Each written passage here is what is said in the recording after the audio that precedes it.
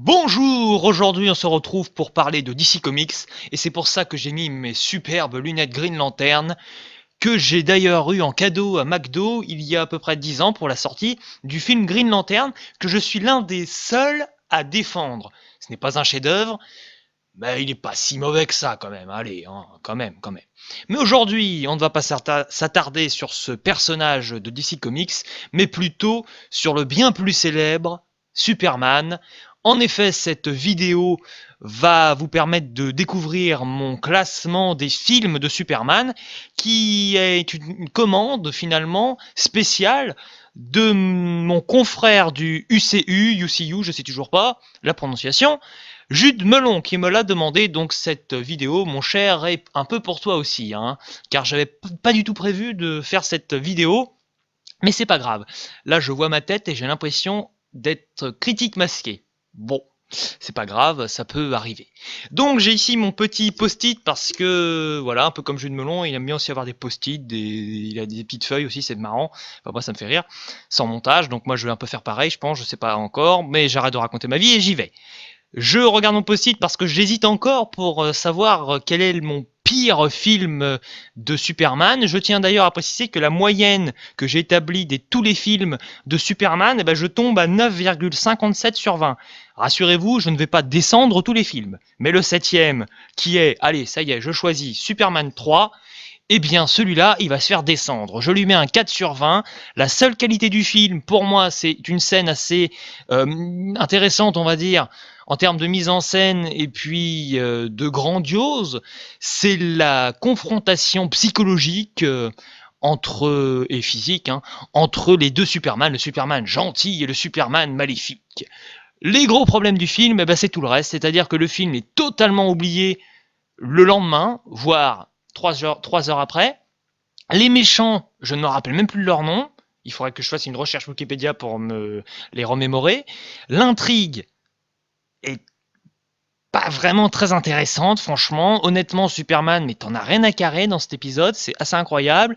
Mais ce qui m'énerve, surtout avec ce film en tout cas, je vais vous le préciser, c'est que pour comprendre comment Superman se sort finalement de son problème de kryptonite dans le film, t'es obligé de regarder les scènes coupées. Si tu ne regardes pas les scènes coupées, tu ne vas rien comprendre à la manière et on va dire à la méthode qui permet à Superman de s'en tirer. Ce qui est un peu embêtant. Et c'est pour ça aussi que beaucoup critiquent Superman, à mon avis, en disant qu'il est trop fort. Si, lorsqu'il est en difficulté, tu fais un cut sur ces scènes en question, pour se tirer de situation, ce qui fait que tu as l'impression qu'il a jamais eu de problème, c'est quand même assez particulier. Ce film m'agace, il m'insupporte, c'est l'un des plus mauvais films de super-héros que j'ai vu, honnêtement. Je passe maintenant à la 6e place, je vérifie, mais je crois être bien sûr de mon coup. Oui, alors à la 6e place, j'ai mis Superman 4. Pas bien mieux, 5 sur 20, c'est vraiment pas folichon non plus. Le problème de ce film, et ce qui m'agace véritablement avec celui-ci, c'est qu'on nous rabâche une scène qu'on a déjà eue entre Superman et Lois, la fameuse scène du vol, et puis après, vas-y que je t'embrasse et t'as tout oublié.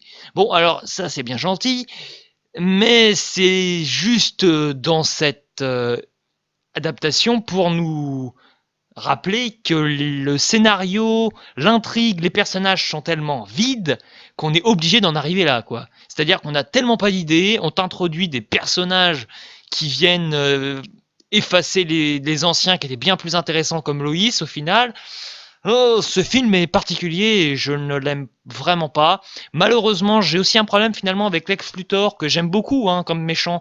Mais peut-être que le fait de le voir un peu tout le temps dans les adaptations, les anciennes adaptations en tout cas de Superman, ça te donne tellement une habitude et un sentiment de déjà-vu permanent que tu t'inquiètes même plus pour Superman parce que c'est toujours un peu les mêmes problèmes, quoi. Un gars qui a à peu près les mêmes pouvoirs que lui, en soi-disant plus puissant. Bon, ok. Et alors les scènes d'action, ce qui est incroyable, c'est que honnêtement, je préfère carrément les scènes d'action du Superman 1, 2 et 3 à celui-ci. Je ne comprends pas. On a l'impression là d'avoir fait un recul cinématographique de 20 ans, quoi. C'est horrible. La scène de combat, elle est horrible. Autant celle de Superman 1, Superman 2, Superman 3, évidemment, ça a pris un coup de vieux, mais c'est super agréable, ça a un charme. Mais alors là, t'as l'impression d'être devant un nanar, quoi. T'as l'impression que le film se veut nul, quoi. Ce qui n'est pas du tout son ambition, à mon avis. Hein. Bon, voilà. Allez, on entre dans le top 5 avec Superman Returns. Eh bien, Bryan Singer aurait dû s'occuper plutôt de X-Men, l'affrontement final, parce que l'affrontement final, X-Men sans lui, c'était pas super.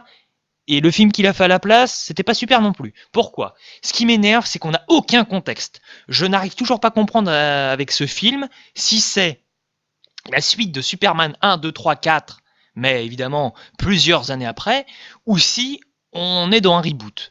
Je n'arrive pas à comprendre. Et ça, quand le contexte n'est pas posé, ça m'agace. Vraiment, ça m'agace. Je vais faire un parallèle avec Star Wars 7, pardon. Beaucoup critiquent le fait que oui, alors là, ça y est, on nous pose une nouvelle histoire, mais on ne comprend pas pourquoi les Stormtroopers sont de retour, on nous a rien contextualisé du tout. Eh bien, je suis d'accord, mais la différence avec Superman 4, là, dans Star Wars 7, c'est que dès le début du film, t'arrives tambour battant avec de l'action, plein de nouveaux personnages, et t'es directement dans l'intrigue. Alors que là, Superman Returns, je pense qu'il a un problème de rythme, il prend tellement son temps que t'es obligé, dès le début, de te demander ce que tu fais là, et ce que tu regardes. C'est logique. Allez, je lui mets 6 sur 20, un peu mieux que les deux autres, parce que voilà, là, déjà une petite prise de risque, entre guillemets. Tu tentes des choses complètement nouvelles, avec le délire du fils, et bon, allez, on va lui laisser quand même quelques mérites à ce film, et je n'aime pas du tout Lex Luthor dans ce film, enfin, l'acteur, le personnage, rien ne va, quoi, c'est un peu terrible. Allez, maintenant, on s'attelle à la 4e place. On monte un peu dans les notes, on est maintenant à 9 sur 20. Batman vs Superman, l'aube de la justice. Ce film, je l'ai déjà dit dans une vidéo d'ailleurs, avait un potentiel extraordinaire. Mais franchement, ça aurait pu être le meilleur film de super-héros de tous les temps. Mais ce n'est pas le cas. Pourquoi? Le film est beaucoup trop prétentieux déjà, hein, parce que quand tu as un scénario si brouillon au final et que tu n'arrives pas à t'en démêler et que tu es complètement englué dans des histoires et dans des détails complètement impigeables, il faut vraiment revoir son niveau d'exigence à la baisse. C'est que tu sens direct que Zack Snyder dans ce film te sort un peu sa science. Alors c'est très beau, hein. Visuellement il n'y a rien à redire. Hein. À part le film, je vous avoue que je vais quand même synthétiser mon propos, mais j'aime bien le début. Je trouve que toute la préparation combat est sympa. C'est pas mal. C'est assez agréable même. Mais alors, ce que je trouve horrible, mais vraiment nul, j'ose le dire, c'est à partir du problème de Martha, là, où là, bon, plus d'idées scénaristiques. Là, c'est même plus que t'as des incohérences scénaristiques, c'est que t'as même plus d'idées, quoi. Donc là, de ce passage-là jusqu'à la fin du film, pour moi, on est dans quelque chose d'horrible visuellement cette fois-ci, avec le personnage là je ne sais même plus son nom là, cette grosse bête ignoble qui est super moche, les combats sont incompréhensibles, zéro émotion quand Superman, enfin bon bref, ça colle pas quoi, c'est horrible. Mais je mets 9 sur 20 quand même, parce que là, je sens quand même que Zack Snyder a voulu, il y a une volonté de faire quelque chose d'extraordinaire. Bon, ça marche pas du tout, hein, mais voilà, je salue vraiment cette volonté de bien faire et de proposer quelque chose de différent. Ça, je dois bien le reconnaître, avec des thématiques qui sont complètement à côté de la plaque, enfin, traitées à côté de la plaque, même si elles sont intéressantes sur le papier. Mais ce film, ce qui est incroyable, c'est que je pourrais attribuer quand même bien des mérites à la première partie du film, mais de manière générale, quand je revois ce film, je me sens complètement indifférent. J'ai l'impression que Zack Snyder fait des choses incroyables, mais que je suis juste à côté du délire, quoi. C'est assez frustrant comme sensation, comme sentiment. Je vous avoue. Allez, on arrive maintenant sur le podium avec la 3e place que je donne, eh bien, un autre film de Zack Snyder, Man of Steel. J'atteins la moyenne, hein, je mets 10 sur 20, ça les mérite. Je ne vous cache pas que je mets 20 sur 20 à la partie visuelle. C'est magnifique. Les scènes de combat sont géniales.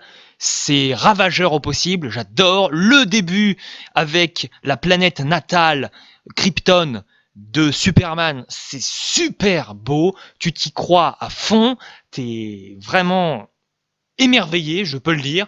Mais alors là, je mets malheureusement un beau 0 sur 20 à l'histoire. Il n'y a aucune histoire, et malheureusement, je ne comprends aucun personnage, je vous l'avoue. Je ne comprends pas comment Loïs tombe amoureuse de Superman. Incompréhensible, honnêtement. C'est un peu bizarre, mais voilà, hein, c'est juste parce que voilà, dans les comics c'est comme ça, du coup, bon, on fait ça aussi dans le film. Mais bon, faut pas se sentir obligé, hein, des fois, tu peux la virer du film, hein, Loïs, hein, elle sert à rien, et bon, je comprends pas son personnage, et je comprends pas comment elle peut avoir de tels sentiments pour un gars qu'elle connaît depuis 5 minutes. Bon, ça c'est un premier problème. Deuxième problème, encore dans le scénario, à un moment, il y a une tornade, et Superman cache sa véritable identité de surhomme, et pour ça, il est obligé de voir son père mourir, son père adoptif. D'accord, donc c'est très logique, hein. Le gars est tellement fort qu'il n'a aucun souci à se faire de la part de personne sur Terre, et c'est pour cette raison que, par crainte, qu'il va laisser son père crever sous ses yeux. Alors là, faut m'expliquer, parce qu'en termes de thématique et de code moral, mais là, on est au degré zéro. On est, enfin, niveau zéro, je veux dire, de logique, quoi. Franchement, c'est de la pure logique, quoi. C'est trop bizarre. Surtout qu'il se déplace à une vitesse incroyable, t'as même pas le temps de le voir qu'il a déjà sauvé son père. Alors, ok, là, j'avoue, je force un peu, mais quand même, il y a un petit truc qui cloche, là, hein. Mais malheureusement, pour ce qui est du reste, j'ai l'impression que voilà, dramaturgiquement, il ne se passe rien. Je suis désolé, hein. Pour moi, ce film, c'est 1 heure et demie ou 2 heures, je ne sais pas, de baston, baston, baston, baston, baston. Franchement. Et ce qui m'énerve aussi à la fin, c'est que t'as plein de gens qui sont, enfin, t'as la moitié de la ville qui a crevé, et encore, hein, je suis gentil. Tout le monde s'en fiche, mais heureusement, ça c'était un problème que j'avais avec ce film que je n'ai plus maintenant. Pourquoi? Parce qu'après, on comprend avec Batman vs Superman les conséquences de cet acte. Donc là, ok, j'avoue. Maintenant, on va rentrer dans le top 2. Cette fois-ci, ce sont de bons films, vraiment de bons films Superman que j'ai vraiment bien apprécié. C'est parti, la deuxième place pour Superman 1. Alors, Superman 1, je lui ai mis 15 sur 20. Je lui aurais mis bien plus si je ne l'avais pas revu, honnêtement. Parce que quand j'étais petit, j'adorais Superman 1. Je l'aime un peu moins maintenant parce que je me rends compte, après malheureusement avoir vu, enfin malheureusement, après avec le recul, disons, de tous les films en ce moment qu'on a, les plus récents, que bah, des fois il y a quand même des moments bien ringards, hein. Mais ça a quand même un charme, honnêtement. Ça a bien plus de charme que tous les films que je viens de vous citer jusqu'à maintenant, de Superman. Et voilà, t'as un côté un peu décalé et qui est quand même assez intéressant. Moi, ce qui me plaît beaucoup, c'est le personnage de Lex Luthor. Par contre, son sbire, là, il est insupportable. Il désamorce à chaque fois toutes les situations. C'est horrible. Ça me plaît pas du tout. C'est catastrophique, hein. Ce personnage, ils doivent absolument le dégager, quoi. Il est insupportable, honnêtement. Je suis désolé de le dire, mais c'est un peu le cas. Le personnage de Clark Kent parvient à exister merveilleusement bien. Ça, c'est cool. Enfin, il y a de la vie dans leur journal, là. C'est pas comme dans Man of Steel. Là. Oh, j'arrive au journal. Oh, super. Qu'est-ce que je viens faire là? Bon, c'est pas grave. On sait même pas pourquoi il est là. Que là, Superman, tout te paraît tellement logique dans Superman 1. Alors, ok, il y a des incohérences scénaristiques, mais le film est tellement intelligent. Un film qui prend son temps. C'est tellement agréable aussi. T'as des films, je sais pas, qui sont trop courts. Moi, je pense aux 4 Fantastiques version 2015. Tout va beaucoup trop vite, par exemple. Ce film-là prend son temps. Ça fait vraiment du bien parce que tu prends le temps de poser tes personnages, que tu arrives à comprendre. Encore une fois, des passages un peu oh là, ça a pris un coup de vieux. Mais c'est super charmant, c'est ça, c'est charmant. Ça me plaît, vraiment. Donc j'ai pas vraiment de points négatifs à vous donner, quoi, si ce n'est voilà le côté un peu ringardos. Mais bon, est-ce que c'est vraiment un défaut? Ça c'est compliqué. Il faudrait que j'aurais dû voir ce film peut-être quand il est sorti pour lui donner une meilleure note. Mais j'adore ce film, enfin j'adore ce film. Je le trouve très agréable. Je suis un petit peu déçu quand même parce que quand je l'avais vu, franchement petit, je m'étais dit c'est l'un des meilleurs films de super-héros. Bon, avec du recul, franchement pour moi c'est plus le cas. Mais vraiment c'est très sympathique. Et j'en arrive à la première position. Et là, c'est Superman 2, vous vous en doutez forcément, par voie de conséquence. Je lui mets un 18 sur 20, ce film est incroyable. Ce qui est très drôle, c'est que je fais un parallèle là avec Man of Steel. Je suis d'accord que le combat entre Zod, les sbires et Superman, ça n'a rien à voir. On est d'accord. Mais alors là, le parcours de personnage est génial. J'adore déjà, moi en général, les films où les super-héros perdent leur pouvoir. Pourquoi? C'est le cas d'ailleurs dans Spider-Man 2, qui est peut-être le véritable chef-d'œuvre super-héroïque au cinéma, à mon avis. Mais Superman, là, dans ce film, tu parviens à t'identifier à 100%. Là où les films de Zack Snyder cherchent tellement à mettre en avant son caractère de dieu que moi je me sens pas trop concerné. Je n'arrive pas à me mettre à la place du héros. C'est très problématique des fois. Alors qu'ici, tu te rends compte de l'absurdité de tes facultés personnelles physiques, parce que là, tu vois un super-héros qui est à la base super balèze, qui est rabaissé au même niveau que toi. Et c'est super agréable. C'est super bien traité parce que ça prend son temps. C'est pas juste « Oh là, j'ai perdu mes super pouvoirs pendant 5 minutes et je les récupère ». Non, le film a pris le risque de mettre en avant le couple Clark Kent, Lois, pour avoir une histoire d'amour intéressante entre les deux, vraiment, et ensuite donc de montrer la difficulté qu'ils ont, et bien finalement, à permettre l'adaptation humaine de Clark Kent. C'est parfait. On revoit Lex Luthor qui est toujours génial dans son rôle, avec un sarcasme qui me rappelle maintenant Loki quand j'y pense, et c'est vraiment pour moi un point positif de donner, de dire et de prononcer le nom du frère de Thor, car Loki est vraiment mon personnage préféré du MCU. Donc c'est vraiment un honneur pour moi d'avoir revu Superman 2 et de constater la pertinence des méchants et du personnage de Lex Luthor qui est particulièrement brillant. Pourquoi également? Parce que là, je reviens un peu sur Superman 4. Superman 4, je pense qu'il est trop présent, Lex Luthor. On tourne un peu en rond. Alors que là, dans Superman 2, il est un peu le méchant secondaire, ce qui est pas mal. Tu sens qu'il essaie de manipuler un peu Zod, que ça fonctionne pas forcément, complètement. Et du coup, on te montre que non, les super méchants ne s'allient pas comme ça, par pur hasard et juste pour dire oh, je suis méchant, je vais envahir la Terre, alors on est forcément méchant sans chercher à réfléchir. Non, chacun a ses petites idées personnelles. Et là, j'y ai vraiment trouvé mon compte.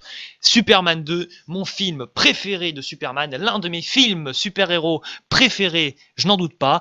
Et donc, je vais vous souhaiter un bon week-end, car normalement je vais poster cette vidéo vendredi soir.